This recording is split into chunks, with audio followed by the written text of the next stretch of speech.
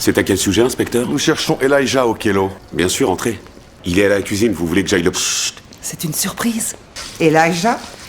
Non, moi je m'appelle Nathaniel. C'est Elijah qui vous a ouvert. Demandons renfort au 445, 121e Ouest. La police s'est fait rouler par le suspect, parce qu'avant l'arrestation, il n'avait jamais vu la photo d'Eléa. Il était maintenant disparu. Récemment, la victime, Miliane, est sortie de l'hôpital. Sa gorge avait été lacérée. Elle ne peut pas parler. Elle ne peut s'exprimer qu'avec de simples gestes. Elle a dit à Benson que le soir de l'agression, elle était allée seule au domicile d'Eléa. Elle ne se souvient plus de ce qui s'est passé ensuite. Miliane et Eléa étaient comme frères et sœurs. Elle dit qu'il l'aime et qu'il ne lui ferait aucun mal. Benson lui a demandé où Eléa allait souvent. Elle a dit qu'il allait souvent à la bibliothèque. Sur cette piste, la police est allée à la bibliothèque et a retrouvé Eléa. Tiens, Léviathan de Hobbes. Justement, je voulais le lire. Pas cette fois, on vous tient.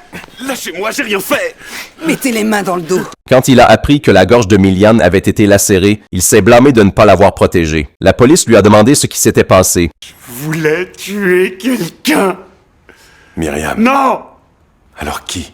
Je connais pas son nom. Myriam l'a toujours appelé le diable. Pendant 3 ans, elle lui a servi d'esclave sexuelle. Il y a 2 semaines, Miliane était à un mariage. Elle a découvert le démon de son passé. Pendant 3 ans, elle a été son esclave sexuelle. Les yeux aveuglés par la colère, elle a suivi le démon. Elle a trouvé l'appartement où il vivait. Puis elle est allée voir Eléa. Elle l'a supplié de tuer son violeur. Le soir de l'incident, ils sont allés ensemble à l'immeuble d'appartement du démon. Eléa a demandé à Miliane de l'attendre en bas. Mais alors qu'elle était seule, elle a rencontré le démon rentrant chez lui. Il l'a lacérée à la gorge sans pitié.